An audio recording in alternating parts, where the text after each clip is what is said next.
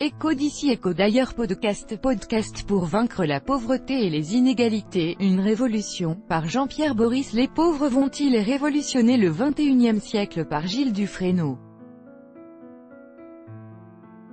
Édition Atlan d'aujourd'hui, Écho d'ici écho d'ailleurs se penche sur l'impact de la pauvreté et des inégalités sur le fonctionnement du capitalisme. Deux livres nous y invitent. Les pauvres vont-ils révolutionner le XXIe siècle, transcender le capitalisme, publié aux éditions Atlan, écrit par Gilles Dufresneau, professeur d'économie à l'université Aix-Marseille et chercheur associé au CEPI.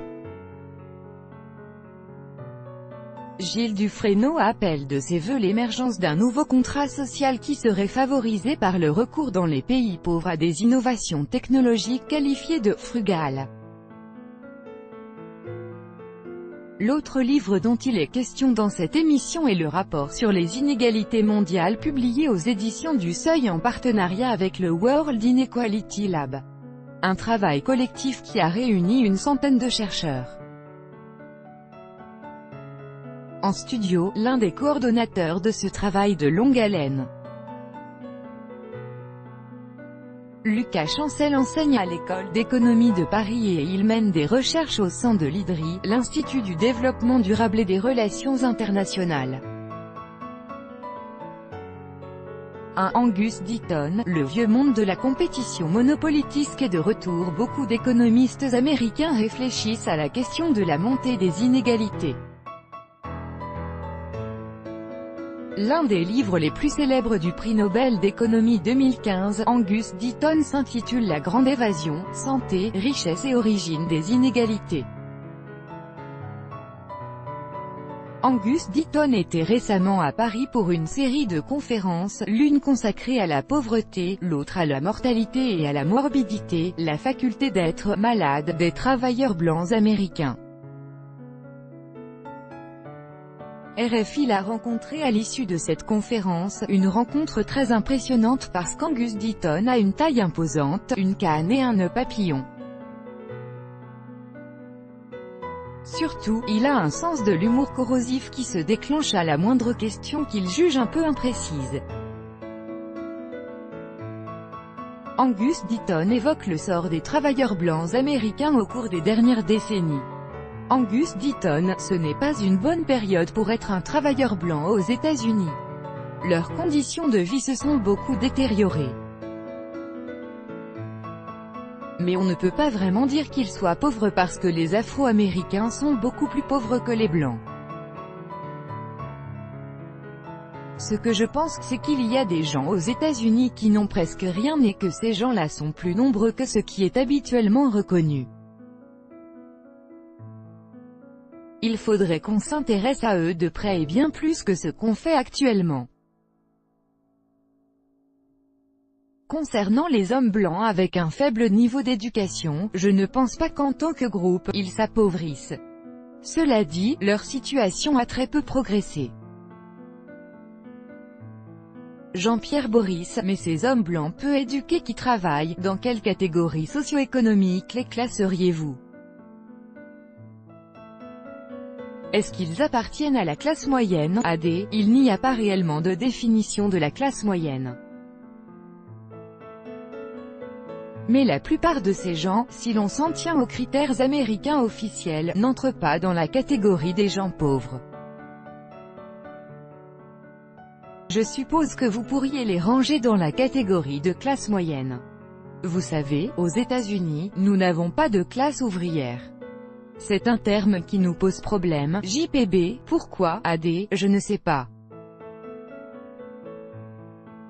Mais aux États-Unis, contrairement à l'Europe, il y a toujours eu cette conviction qu'il n'y avait pas de classe ouvrière. Tout le monde est réputé appartenir à la classe moyenne. Vous comprenez, on est soit de la classe moyenne, soit on est des pauvres, mais pas de la classe ouvrière. JPB, les inégalités ont beaucoup augmenté aux États-Unis. D, pas tellement au cours des dernières années, mais avant oui. ce qui se passe, pour les hommes blancs qui n'ont pas une bonne formation, ce que mes recherches démontrent c'est que leurs revenus baissent régulièrement. Et donc leur situation est moins bonne que celle de leurs parents au même âge. JPB, avez-vous l'impression que les politiques publiques aux États-Unis traitent ce genre de questions? Ah! D. Non, c'est le contraire. Le Congrès vient de voter une loi fiscale qui donne des sommes d'argent énormes aux gens très riches et rien du tout aux pauvres. Après un siècle de progrès, les Américains blancs de la classe moyenne ont vu augmenter leur taux de mortalité et de morbidité. Il est plausible que cela ait à voir avec la destruction de la vie des travailleurs dont la cause est la baisse depuis longtemps de leur salaire. Derrière cela, il y a le pouvoir croissant des entreprises. On a l'impression que le vieux monde de la compétition monopolistique est de retour et maintient les payes très basses et les prix de vente très hauts. JPB, ce qui est frappant dans vos travaux, c'est le contraste entre la dégradation de la situation de ces catégories aux États-Unis et l'amélioration en Europe. Comment l'expliquez-vous? AD, c'est la grande question. Personne n'a vraiment la réponse.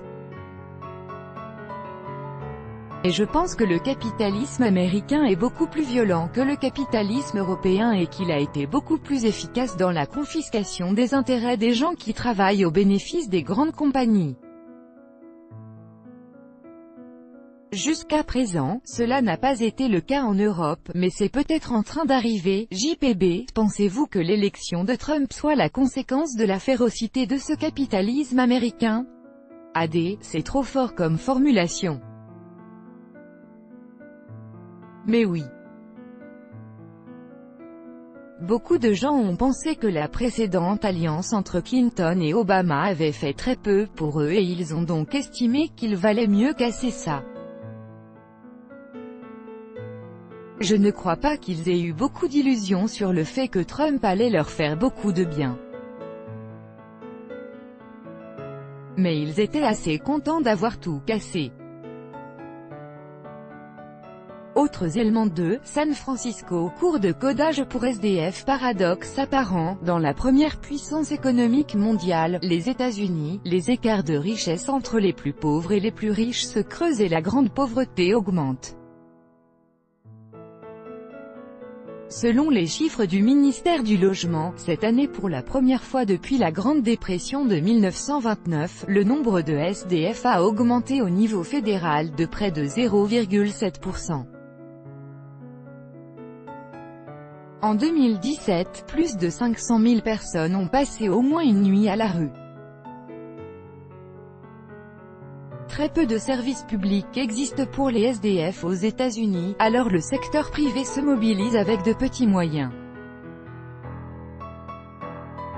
À San Francisco, dans le centre-ville, des milliers de SDF survivent au pied des immeubles des géants de la tech, comme Spotify ou Twitter. Une ONG a donc eu l'idée de donner des cours de codage informatique aux SDF pour les faire embaucher par ces grandes entreprises. C'est un reportage Écho d'ici Écho d'ailleurs signé Eric de Salva San Francisco. REP, USA, pauvreté 28,5, 2018 et écoutez 3, Kenya, l'Internet pour tous au Kenya, mettre l'Internet à la portée de tous est un souci.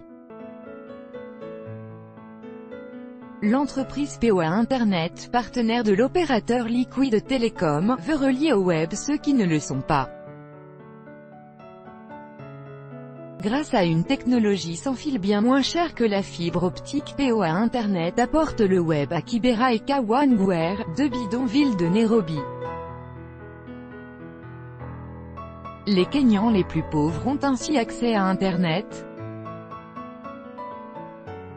C'est un reportage Écho d'ici Écho d'ailleurs signé Laure Broulard à Nairobi, REP, Kenya POA 26,5, 2018 écoutez 4, Bolivie, l'apprentissage de la vente des cireurs de chaussures qui écrivent et vendent un journal ou qui deviennent guides touristiques, c'est le pari un peu fou de l'association Hormigon Armado, béton armé, à La Paz.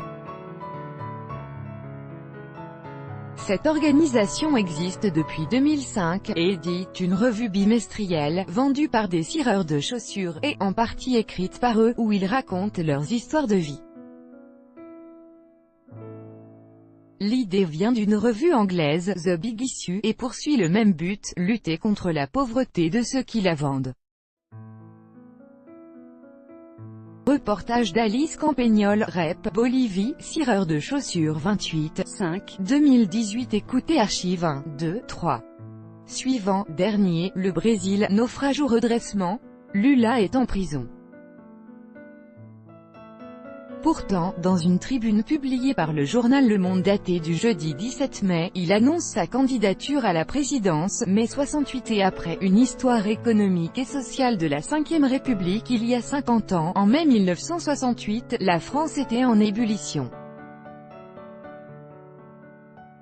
Les étudiants avaient pris les rues de Paris, des barricades étaient dressées, Jean-Louis Guigou et le pourtour méditerranéen. Jean-Louis Guigou est le grand invité de l'économie RFI Jeune Afrique. L'ancien délégué à l'aménagement, commerce mondial, la déflagration Trump. La visite d'État d'Emmanuel Macron aux États-Unis n'a pas dissipé les craintes quant à la politique commerciale de Donald Trump. Non seulement, les mathématiques, la finance et le prix des choses aujourd'hui. Écho d'ici Écho d'ailleurs s'attaque à un des aspects les plus compliqués de l'économie mondiale, le Pérou, une économie très informelle. Lima, au Pérou, étant cette fin de semaine la capitale du continent américain. Un sommet des Amériques s'y déroule en présence, 1, 2, 3. Suivant, dernier plus grand que